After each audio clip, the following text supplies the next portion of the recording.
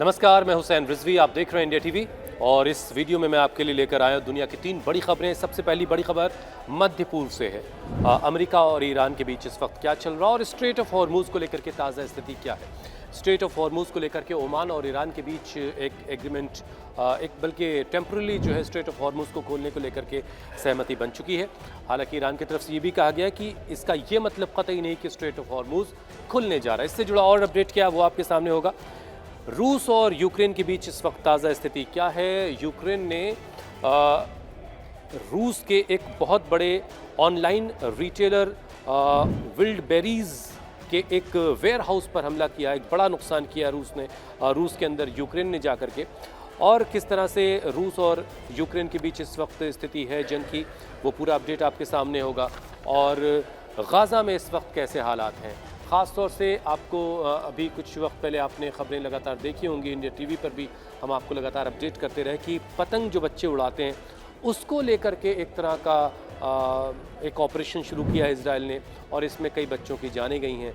कई बच्चे इसको लेकर के विरोध प्रदर्शन भी वहाँ कर रहे थे। तो ये तीनों बड़ी खबरें होंगी आपके सामने, लेकिन सबसे पहले बात कर लेते हैं ईरान स्ट्रेट ऑफ हॉर्मूज़ में क्या कर रहा है और अमेरिका अभी किस स्थिति में है वहाँ पर। देखिए, तेहरान की तरफ से साफ कहा गया है कि संकेत दिया गया है कि स्ट्रेट ऑफ हॉर्मूज़ को लेकर के ओमान के साथ जो बातचीत है वो हो चुकी है और टेम्परली इसको खोलने का रास्ता साफ हो चुका है। और इसका मतलब लेकिन ये कतई नहीं है, ईरान की तरफ से कहा गया कि इसका ये कतई मतलब नहीं है कि ये जो आप देख रहे हैं रास्ता ये दुनिया भर के लिए खुलने जा रहा है। सहमति बन गई है ओमान और ईरान के बीच की टेम्पररी रास्ता क्या होगा, किस रास्ते से जहाज़ आए जाएंगे, लेकिन इसका ये कतई मतलब नहीं है कि स्ट्रेट ऑफ हॉर्मूज़ सामान्य तौर पर खुलने जा रहा है। और इस पिछले एक वीक में जो इस रास्ते से जहाज़ों के निकलने की जो संख्या है वो लोवेस्ट रही है, बल्कि मंडे को सिर्फ एक वेसल इस इलाके से गुजरा है। और एक्सपर्ट्स का मानना है कि बग़ैर ईरान के सहमति के, बग़ैर ईरान के साथ कोऑर्डिनेट किए यहाँ से कोई जहाज़ नहीं निकल पा रहा है। ईरान का रुख बिल्कुल क्लियर है कि हॉर्मूज़ का जो भविष्य है, हॉर्मूज़ के खुलने का जो रास्ता है वो अमेरिका के रवैये पर डिपेंड करेगा। अब अमेरिका की रवैये की बात जो होती है तो उसमें क्या क्या है, उसमें जो पूरा कोस्टल एरियाज़ में जो बंदर अब्बास है, चाबहार है और तमाम जो पोर्ट्स हैं उस पर जो सैंक्शंस लगा रखे हैं अमेरिका ने, इसके अलावा ईरान के ख़िलाफ़ जो सैंक्शंस लगाए हुए हैं और ईरान के जो फ्रोज़न एसेट्स हैं वो जिस तरीके से ईरान लगातार ये कह रहा है कि जब तक इन पर ढील नहीं दी जाती, जब तक इनको रिलीज़ नहीं किया जाता फ्रोज़न एसेट्स को, तब तक स्ट्रेट ऑफ हॉर्मूज़ अब बंद रहेगा। ओमान के साथ ईरान एक अस्थायी संयुक्त शिपिंग कॉरिडोर बनाने पर काम कर रहा था, ये काफ़ी हद तक अब इस पर सहमति बन चुकी है। समुद्री जो माइंस हैं इस इलाके में ईरान ने काफ़ी माइंस बिछा दी थी और इन माइंस को अब हटाने पर भी चर्चा हो रही है कि इनको हटाया जाए और दोनों मिलकर के इसको हटाएंगे। लेकिन ईरान अमेरिकी दबाव को स्वीकार करने को तैयार नहीं है। ईरान ने साफ कहा है कि स्ट्रेट ऑफ हॉर्मूज़ खुला है, ऐसा बिल्कुल नहीं है। हमारे यानी ओमान और ईरान के बीच बातचीत हो रही है और जो एक टेम्पररी रास्ता जो है इसके बीच तलाश कर लिया गया है और वहाँ से स्ट्रेट ऑफ हॉर्मूज़ से जहाज़ निकलेंगे और ये वही जहाज़ निकल पाएंगे जो ईरान के साथ कोऑर्डिनेट करके निकलेंगे। ईरान की तरफ से ये भी साफ कहा गया कि सिर्फ हॉर्मूज़ के बदले प्रतिबंध हटाने की बात पर्याप्त नहीं होगी। जैसा कि मैंने आपसे पहले कहा कि सिर्फ प्रतिबंध हट जाए ईरान के ख़िलाफ़ इतना ही काफ़ी नहीं है, इसमें जो फ्रोज़न एसेट हैं वो रिलीज़ किए जाएँ, जो बंदरगाहों पर सैंक्शंस हैं वो हटाए जाएँ। ईरान ने हॉर्मूज़ में नियमों का उल्लंघन करने वाले 45 जहाज़ों को ब्लैक लिस्ट करने का ऐलान कर दिया है और उनके खिलाफ कार्रवाई की चेतावनी भी दी है। तेहरान के लिए सबसे बड़ा मुद्दा जो है वो अमेरिकी नाकेबंदी है और प्रतिबंधों को कैसे हटाया जाए ये है। ये जो हिस्सा यहाँ का आप देख रहे हैं, ये यहाँ पर अमेरिका ने ब्लॉकेड लगा रखा है, यानी ईरान अपना ऑयल भी यहाँ से एक्सपोर्ट नहीं कर पा रहा है। 14 से 15 मिलियन बैरल पर डे जो है वो ईरान पहले प्रोड्यूस कर रहा था और एक्सपोर्ट कर रहा था, जो घट करके 5 से 7 मिलियन बैरल पर डे की क्वांटिटी पर आ गया है। लेकिन और बहुत सारे रूट्स हैं जिसको ईरान ने बार बार दिखाया कि वो रेलवे रूट के ज़रिए अपने ऑयल को दुनिया के देशों तक, उन देशों तक पहुंचा रहा है जिसके साथ उसकी बातचीत अभी है, यानी ख़ास तो इंपोर्ट करने वाला देश चाइना ही है। आपको याद होगा अमेरिका की तरफ से ईरान को जो धमकी दी गई वो थी एक इकोनॉमिक डी डे की, और ये डी डे को ईरान की तरफ से कहा गया कि ये एक तरह का इकोनॉमिक टेररिज्म है, एक आतंकवाद है। और अब्बास अराक्ची जो विदेश मंत्री हैं ईरान के, उन्होंने कहा कि ये पुरानी पिक्चर है और हम इसको पहले से हमने ये पिक्चर देख रखी है और हम इसके लिए तैयार हैं। ये ठीक है कि दुनिया भर के सैंक्शंस ईरान पर लगे होने की वजह से ईरान में जो अर्थव्यवस्था है वो अपने सबसे ख़राब दौर से गुजर रही है, लेकिन सेम टाइम अमेरिका के जो हालात हैं वो आपको मैंने पहले भी बताया कि अमेरिका का जो कर्ज़ है वो इस वक्त हिस्टोरिक है। पूरे अमेरिका के इतिहास में पहली बार 40 ट्रिलियन डॉलर को कर्ज पार कर गया है। मतलब ये कि अमेरिका की जो टोटल इकोनॉमी है वो 37-38 ट्रिलियन डॉलर की है, उससे भी ज़्यादा कर्ज हो चुका है। सीधे सीधे मतलब ये है कि जो खर्च है वो आमदनी से कहीं ज़्यादा हो चुका है। बहरहाल अब देखिए जो लगातार जो बयानबाजी हो रही है अमेरिका और ईरान की तरफ से वो क्या है वो, लेकिन एक अच्छी चीज़ इस बीच हुई है जो अमेरिका और ईरान ओमान और ईरान के बीच जो बातचीत हुई है उससे मार्केट ने एक पॉजिटिव सेंटिमेंट्स लिए हैं और क्रूड ऑयल की जो कीमत है वो 2% डाउन हुई है। अभी के वक्त में 86.41 डॉलर पर बैरल पर इस वक्त जो है अंतर्राष्ट्रीय बाज़ार में कच्चे तेल की कीमतें हैं और इससे पहले इससे थोड़ी ज़्यादा थी, लेकिन जो ओमान और ईरान के बीच जो सहमति बनी है उसकी वजह से थोड़े सेंटिमेंट्स इस इलाके को लेकर के बाज़ार के नरम दिखाई दिए हैं। अब देखिए ट्रंप ने हालांकि इस बीच ये दावा किया कि स्ट्रेट ऑफ हॉर्मुज़ में अमेरिकी नौसेना ने मुख्य शिपिंग लेन से माइंस हटा दी हैं। अब जब इस तरह की बात ट्रंप की तरफ से की जाती तो ईरान उसका एक तरीके से मजाक उड़ाता है। ट्रंप का संदेश साफ है, ईरान को कड़ी चेतावनी भी दी गई कि अगर उसने दोबारा हॉर्मुज़ में माइंस बिछाई तो ऐसे जहाज़ नाव को नष्ट कर दिया जाएगा जो इस काम में लगे होंगे, जबकि ईरान और ओमान जो है वो माइंस हटाने की बात अभी कर रहे हैं और ट्रंप कह रहे हैं कि उन्होंने माइंस हटा दिए। बहरहाल ट्रंप का संदेश साफ है कि अमेरिका हॉर्मुज़ में जहाज़ों की आवाजाही को सुरक्षित और सुनिश्चित रखना चाहता है और यही उसकी प्राथमिकता है। लेकिन ईरान साफ कह रहा है और एक्सपर्ट्स ये कहते हैं कि ईरान की मर्ज़ी के बगैर हॉर्मुज़ से किसी भी शिप का निकलना लगभग नामुमकिन सा है। चोरी छुपे रात के अंधेरों में एक आध जहाज़ निकल जाएं वो एक अलग की चीज़ है।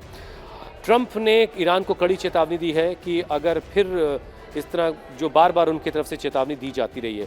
विदेश मंत्री मार्को रूबियो कह रहे हैं कि उन्होंने अपने सहयोगी देशों को बता दिया है कि अमेरिका अपनी रणनीति को बड़े पैमाने पर हवाई हमलों से हटाकर अब प्रतिबंधों और नौसैनिक घेरेबंदी पर ले आया है। आपने इकोनॉमिक डे के बारे में पहले जान लिया, बहुत सारे सैंक्शंस लगा दिए गए एक बार फिर से ईरान के ऊपर जो पहले से ज़्यादा सख्त हैं और जो घेराबंदी है, जो नाकेबंदी है वो यहाँ लगा दी गई है। यानी आर्थिक तौर पर ईरान को तोड़ने की तैयारी दो रास्तों से, एक तो जो घेरेबंदी कर रखी है, नाकेबंदी कर रखी है स्ट्रेट ऑफ हॉर्मुज़ की अमेरिका ने, और दूसरा ये कि इकनॉमिकली कैसे ईरान को तोड़ा जाए। वो तमाम देश जो ईरान के साथ कारोबार कर रहे हैं, वो कंपनियां जो ईरान के साथ कारोबार कर रही हैं, उन सब पर प्रतिबंध लगाने की बात अमेरिका की तरफ से की गई है। अमेरिका का दावा है कि ईरान पर आर्थिक दबाव बढ़ाकर उसे समझौते के लिए मजबूर किया जा सकता है। वॉशिंगटन का कहना है कि ईरान के साथ बातचीत में प्रगति हुई है, लेकिन अभी कोई समझौता होता हुआ दिखाई नहीं दे रहा है। अमेरिका ईरान से सिर्फ हॉर्मुज़ खोलने की नहीं बल्कि व्यापक सुरक्षा और परमाणु मुद्दों पर भी समझौता चाहता है। ट्रंप प्रशासन ने ईरान के खिलाफ नई और बड़ी आर्थिक पाबंदियों का ऐलान कर दिया है। अमेरिका के दबाव अब दूसरे देशों पर भी है कि वो ईरान के साथ आर्थिक जो रिश्ते हैं उनको लिमिट करें। यानी अमेरिकी रणनीति फिलहाल कम बम बारूद से हट करके आर्थिक पाबंदियों पर है और समुद्री दबाव पर है। लेकिन ऐसा नहीं है, ईरान की तरफ से भी एक तरीके से आप कहिए तो करारा जवाब मिल रहा है ट्रंप को भी और अमेरिका को भी। तेहरान ने भी साफ संकेत दिया है कि ओमान के साथ जो उसकी बातचीत हो रही है और जो अब एक फाइनल नतीजे पर पहुंच गई है, उसका ये कतई मतलब नहीं कि स्ट्रेट ऑफ हॉर्मुज़ खुल गया है। ईरान का रुख है कि हॉर्मुज़ का भविष्य सिर्फ अमेरिका की शर्तों पर ही डिपेंड करता है। अमेरिका जिस तरीके के सैंक्शंस लगा रहा है, अगर ये लागू रहते हैं तो स्ट्रेट ऑफ हॉर्मुज़ नहीं खुलेगा। ईरान और ओमान अस्थायी तौर पर एक शिपिंग कॉरिडोर बनाने पर काम कर रहे हैं।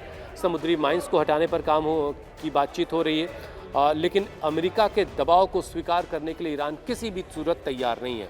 मोहसिन रज़ाई जो ईरान के सिक्योरिटी काउंसिल के चीफ हैं, वो उनकी तरफ से कहा गया कि अमेरिका यहाँ भी गलती कर रहा है। वो मुश्तबा खामनेई के भी प्रतिनिधि हैं। इसके अलावा इस्माइल बकाई और गरीब आबादी और तमाम जो बड़े लीडरान हैं ईरान के, उनकी तरफ से साफ बार बार कहा गया कि हम इसके लिए तैयार हैं और इसका खुलकर जवाब अमेरिका को दिया जाएगा। ईरान ने हॉर्मुज़ में नियमों का उल्लंघन करने वाले कई जहाज़ों को ब्लैकलिस्ट किया है। अब जाहिर है तेहरान के लिए सबसे बड़ा मुद्दा ये है कि ईरान के स्ट्रेट ऑफ हॉर्मुज़ के बाहर जो नाकेबंदी लगी है वो कैसे ख़त्म होती है और उसके ख़िलाफ़ जो सैंक्शंस लगाए गए हैं वो कब और कैसे हटते हैं और उसके फ्रोज़न एसेट्स को कब रिलीज़ किया जाता है। तो ये बड़े मुद्दे हैं ईरान के लिए और अभी इस पूरे रीजन में जो एक अस्थिरता का माहौल है वो बना हुआ है। लेकिन एक अच्छी चीज़ जो ईरान और ओमान के बीच हो रही है, स्ट्रेट ऑफ हॉर्मुज़ को लेकर के एक टेम्पररी रूट जो है वो डिसाइड हो गया है और यहाँ से इस रास्ते से जहाज़ गुजर सकते हैं, लेकिन स्ट्रेट ऑफ हॉर्मुज़ खुला नहीं है। इस बीच आपने कुछ दिन पहले देखा है कि आसिम मुनीर जो मार्शल हैं पाकिस्तान के, वो पहुँचे ईरान और उनकी ईरान के लीडरान के साथ बातचीत हुई है। उसके बाद भी फ़ोन पर भी अब्बास अराक़ची के साथ आसिम मुनीर की बात हुई है और इसे अमेरिका के और ईरान की बातचीत के कोशिशों के तौर पर ही इसे देखा जा रहा है। लेकिन आने वाला वक्त बताएगा कि ये बातचीत जो है वो कितनी कामयाब हो रही है और कहाँ तक पहुँचती है। लेकिन अभी जो अमेरिका और ईरान के बीच तनाव है वो अपने एक तरह से उच्चतम स्तर पर है। चलिए अगली बड़ी खबर का रुख करते हैं और अगली बड़ी खबर देखिए रूस और यूक्रेन के युद्ध से जुड़ी हुई है। यूक्रेन ने एक ताज़ा हमले में बहुत बड़ा नुकसान रूस के अंदर किया है और एक बिगेस्ट ऑनलाइन रिटेलर कंपनी है विल्डबेरीज करके, इसके 20 कम से कम वेयर हाउसेस को अब तक यूक्रेन निशाना बना चुका है। ऐसे और कई सारे वेयर हाउसेस को यूक्रेन निशाना बना रहा है। अब इसको लेकर एक्सपर्ट्स ये कहते हैं कि यूक्रेन की कोशिश ये है कि वो रशिया की आवाम के अंदर एक तरह का अनरेस्ट डेवलप करे और इसी वजह से ये जो बड़े बड़े रिटेलर्स हैं जहाँ पर तमाम रशियन नागरिकों के प्रोडक्ट्स आकर के रखे हुए हैं, जो सप्लाई होने हैं उनको घरों तक जा कर के उनको निशाना बना करके तबाह कर देने पर उनका जो इंतज़ार है वो लंबा होगा। वो बार बार अपने रिटेलर को फ़ोन करेंगे, वो पूछेंगे कि भाई क्या स्थिति है, हमारी चीज़ क्यों नहीं पहुंच रही है और इससे एक तरह का क्योस जो है आम लोगों के बीच पैदा होगा। और ये एक्सपर्ट्स मानते हैं कि इसी कोशिश में इस वक्त यूक्रेन लगा हुआ है। लेकिन इससे पहले रूस ने पिछले 24 घंटों में यूक्रेन पर 162 ड्रोन दागे। यूक्रेन एयर डिफेंस ने इनमें से 134 को निष्क्रिय करने का दावा किया है। पिछले कुछ वक्त पहले आपको याद होगा कि बहुत सारा जो एयर डिफेंस सिस्टम है उसकी बैटरीज ख़त्म हो गई थी। हालांकि बैलिस्टिक मिसाइलों को अब भी रोक पाने में नाकाम है, लेकिन इस मामले में कम से कम 162 ड्रोन के जो हमले हुए रूस की तरफ से, उसमें से 134 ड्रोन को डाउन कर देने का दावा यूक्रेन की तरफ से किया जा रहा है। रूस यूक्रेन के ख़िलाफ़ ड्रोन हमलों के साथ साथ मिसाइल और बैलिस्टिक मिसाइलों से भी हमले कर रहा और उसके निशाने पर जो है ऑयल इंफ्रास्ट्रक्चर और जो ट्रांसपोर्ट का जो इंफ्रास्ट्रक्चर है वो है रशिया के टारगेट पर। ठीक इसी तरीके से जो ऑयल फैसिलिटीज़ रशिया में है वो उस पर यूक्रेन हमला कर रहा है। हमने आपको दिखाया इससे पहले भी तस्वीरें कि रूस में पेट्रोल पंपों पर जिस तरह से लंबे लंबे लोगों की कतारें लगी हैं, वो बता रहा है कि रूस में भी स्थिति जो है वो इन हमलों के बाद लगातार बिगड़ रही है। रूस की रणनीति यूक्रेन के यूरोप से जुड़े ज़मीनी और समुद्री सप्लाई रूट को कमज़ोर करने की भी है। यूक्रेन को अमेरिका से जो पैट्रियट इंटरसेप्टर्स की एक नई खेप मिल गई है, ये भी दावा किया जा रहा है। ज़ेलेंस्की का कहना है कि यूक्रेन को मौजूदा सप्लाई से कहीं ज़्यादा पैट्रियट मिसाइलों की ज़रूरत है। ये बहुत वक्त से ज़ेलेंस्की कहते रहे कि उनको और ज़्यादा डिफेंस बैटरीज चाहिए। यूरोप से भी वो मांग करते रहे और अमेरिका की पैट्रियट मिसाइलों को भी वो मांग करते हैं, जिसकी एक खेप उन तक पहुंच गई है। यूक्रेन ने रूस के अंदर तेल रिफाइनरी और गैस इंफ्रास्ट्रक्चर पर ड्रोन हमलों को जारी रखा है। दूसरी तरफ रूस और यूक्रेन एक बड़े कैदी विनिमय की तैयारी भी कर रहे हैं और इसकी जो लिस्ट है यानी कैदियों का एक्सचेंज किया जाएगा और इसकी लिस्ट को आखिरी रूप दिया जा रहा है। लेकिन जो स्थिति है वो लगातार ख़राब बनी हुई है और यूक्रेन की तरफ से रशिया के अंदर जो वेयर हाउसेस हैं बड़े बड़े, जो सबसे बड़े वेयर हाउसेस हैं, उनको निशाना लगातार बनाया जा रहा है। अगली बड़ी खबर का आप रुख करते हैं। अगली बड़ी खबर गाज़ा से जुड़ी हुई है। गाज़ा में लगातार हालात बहुत ही चिंताजनक बने हुए हैं।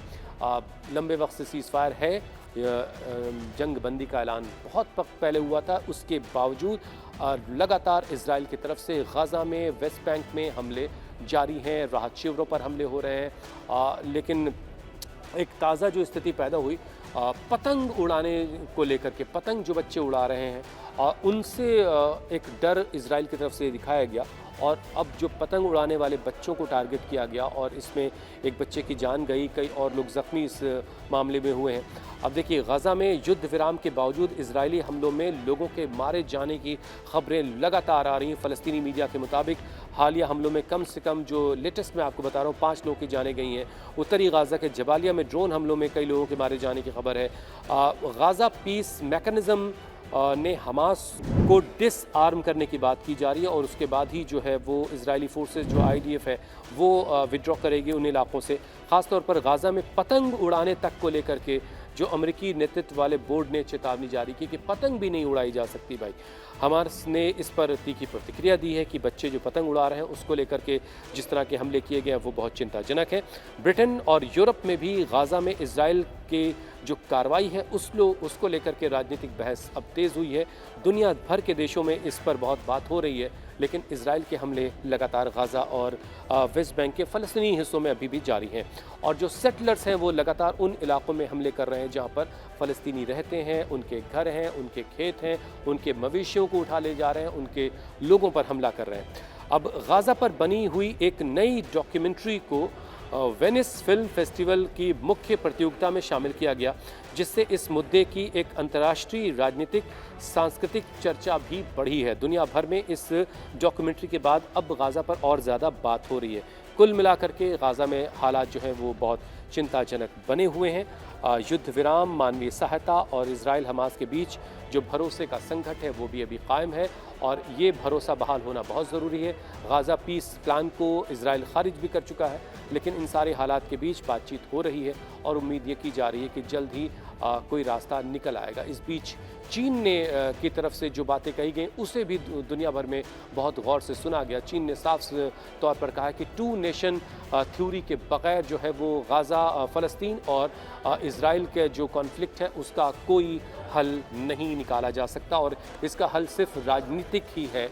ये एक बात चीन की तरफ से कही गई है और इंतज़ार इस बात का है कि कब तक जा कर के फ़लस्तीनियों का कत्लेआम कब रुकेगा, इस पर पूरी दुनिया की निगाहें हैं। लेकिन एक तरह का मानवीय संकट भी गाज़ा में लगातार बड़ा होता जा रहा है, जिससे लेकर के संयुक्त राष्ट्र बीच बीच में अपनी बातें कहता रहता है, लेकिन इजराइल पर इसका कोई असर हो रहा हो ऐसा दिखाई नहीं देता। ये नक्शा भी आपको बता रहा है कि कैसे उसका शेप जो है फ़लस्तीन का जो हिस्सा है वो घटते घटते कितने, ये 2020 का नक्शा है, लेकिन इसके बाद की तस्वीर तो और भी ख़राब है। तो ये 3 बड़ी खबरें हमने आज आपके लिए चुनी, जिसमें मध्य पूर्व की स्थिति, रूस और यूक्रेन के बीच के हालात और गाज़ा में किस तरीके से इजरायली हमले अब भी जारी है। आपको ये वीडियो कैसा लगा मुझे ज़रूर बताइएगा। इसके अलावा दुनिया की किस तरह की खबरें आप देखना चाहते हैं मुझे ये भी ज़रूर बताइएगा। बहुत बहुत शुक्रिया।